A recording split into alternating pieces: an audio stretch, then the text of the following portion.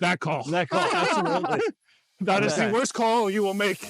Yeah. 10 times out of 10 is part of your day. Yeah, right. Well, your Is a uncle change says order. he's got a competitor who has a boat on the water called Change Order, Yeah. and it's paid for. Everyone feels like it's a scam. The customer is not going to leave you a 5-star You bait and review. switch me, yeah.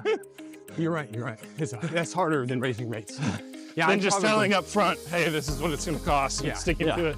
You also need, going forward though, to say, listen, when I open this chair up, let me tell you what I often see. Yeah, right. And if that's the case, it's I going to will be make this call to you. Yeah. Here's what Amazon did.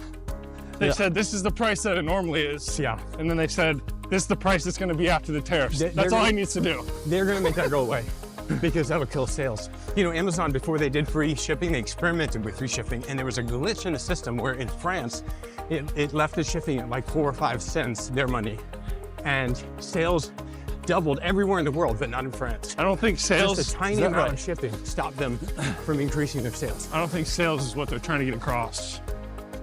I know, they're trying to make a political statement, but what's going to happen is you're going to load your shopping cart, you're going to see this item is now $6 more expensive because of tariffs, and you're going to say, okay, no thanks.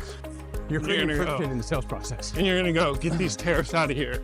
Yeah. You're going to be mad. And if they did it across the board and everything, everyone would go, what are we doing with these tariffs? Yeah, they can just compare. They're a very data-driven company. Amazon is going to realize, okay, items that have tariffs listed don't sell very well.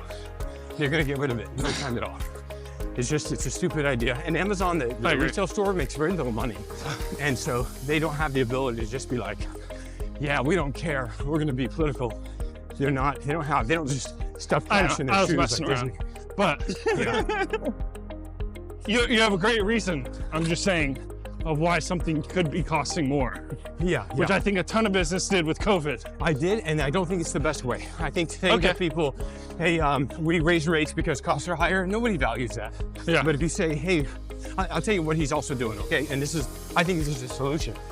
He's not charging enough up front, but also when he gets into a piece and realizes, hey, this thing is rotted inside and needs new foam, he's not charging for that.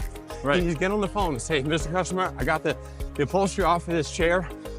You want me to send you some pictures? This is gonna cost us a little bit extra. And just legitimate change orders, not bait and switch, but legitimate change orders on the existing work. Say, do you want me to just, hold the item for you? Or do you want me to go ahead and do it? It's gonna cost you another $100. Yeah. And as a salesperson, you know what the hardest call is? What's that?